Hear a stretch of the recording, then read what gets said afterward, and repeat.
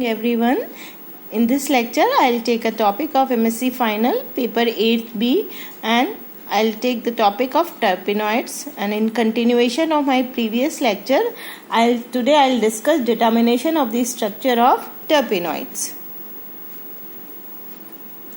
First point in the determination of the structure is to determine the molecular formula of the terpenoid under consideration, and we take a pure specimen of the compound or the terpenoid and we determine its molecular formula by qualitative analysis, that is by elemental analysis and molecular weight determination.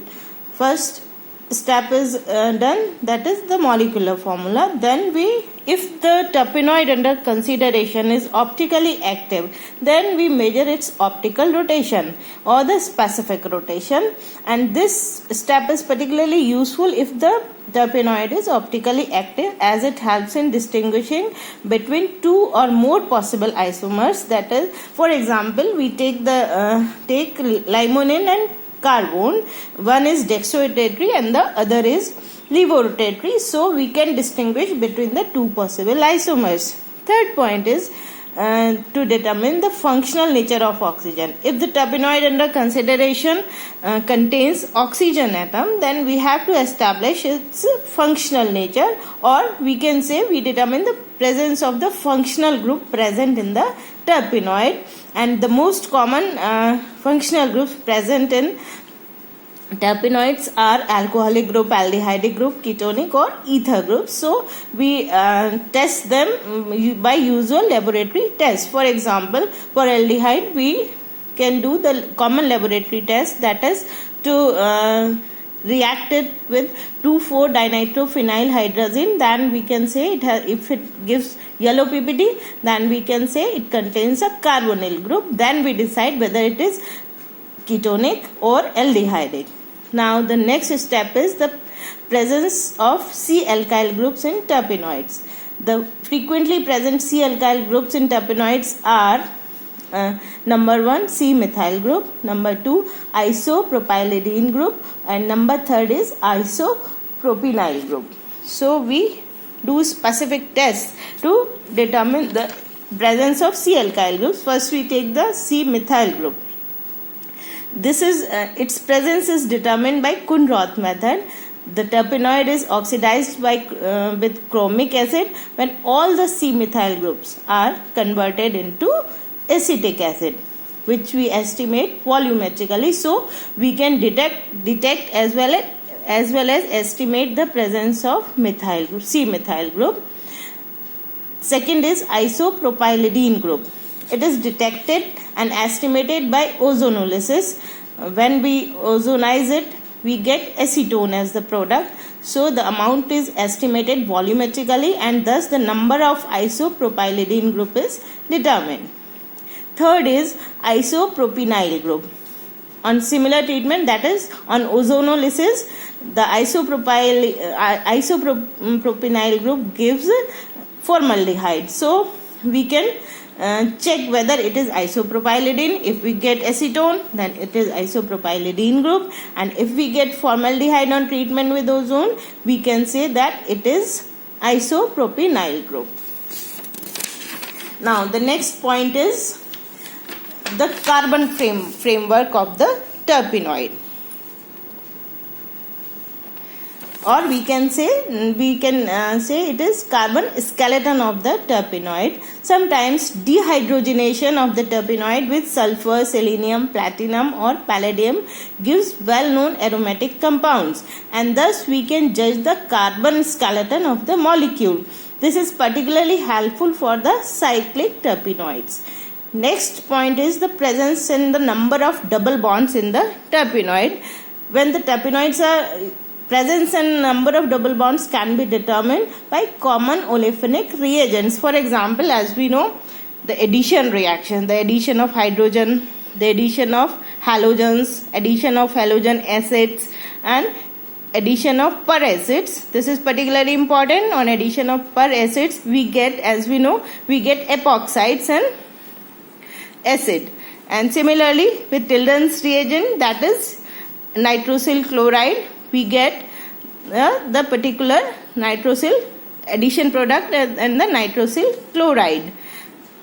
So this reaction, that is the addition of tilden's reagent, is particularly important because it helps us to distinguish the nature of carbon atoms bonded by the double bond. For example, if the two carbon atoms joined by a double bond are tertiary, if both the carbon atoms are tertiary, then we get a blue colored nitrosyl chloride, as we can see in this reaction. If we get a blue colored product, we can say that both the carbon atoms are tertiary in nature. And if one of the carbon atoms joined to a double bond is tertiary and the other is secondary, then we get a colorless nitrosyl chloride. As we can see in this reaction, first we get an addition product, and that addition product then in the second step isomerizes to give the oxime, which is colorless. So on addition of NO-sil tilden's reagent, if we get a blue colored product, we can say that both the carbon atoms are tertiary in nature, and if we get a colorless oxime, then we can say one carbon atom is tertiary and the other is secondary in nature. Here we should remember one thing, that the addition of tilden's reagent or NOCl takes place according to the Markovnikov's rule. What is Markovnikov's rule?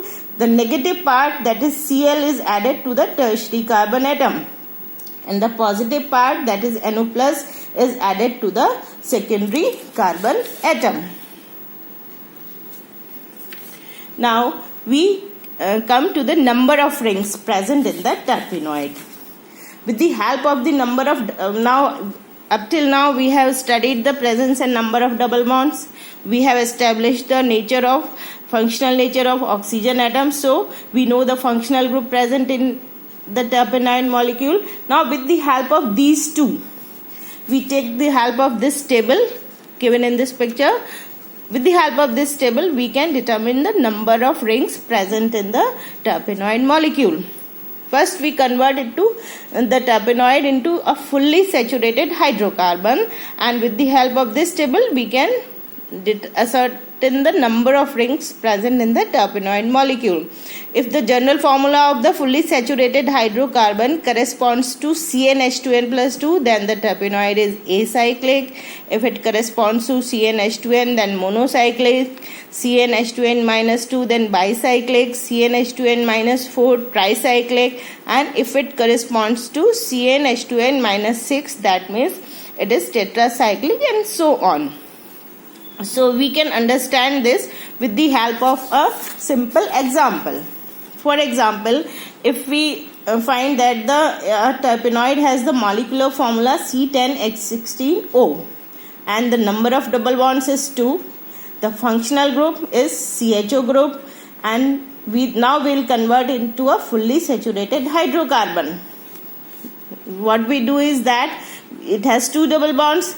Then we add 4 hydrogen atoms for 2 double bonds, and we'll add 2 hydrogen atoms for doubly bonded oxygen atom. Or in other words, we can say that the CHO group is reduced to CH3 group to convert into a fully saturated hydrocarbon. So we have total increment of how many atoms? We have total increments of 6 atoms, and we'll remove oxygen from its formula. So its fully saturated hydrocarbon will be C10H22.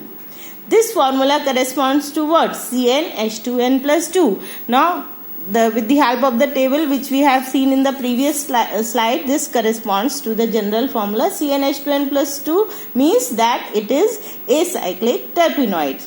So in this way we can determine the number of rings in the terpenoid molecule. That is all for this lecture. In the next lecture, we will see the physical aids in the determination of the structure of terpenoid. Physical aids mean with the help of spectroscopy, UV, IR, NMR, etc. How these are helpful in the determination of the structure of terpenoids. Thank you. Have a nice day.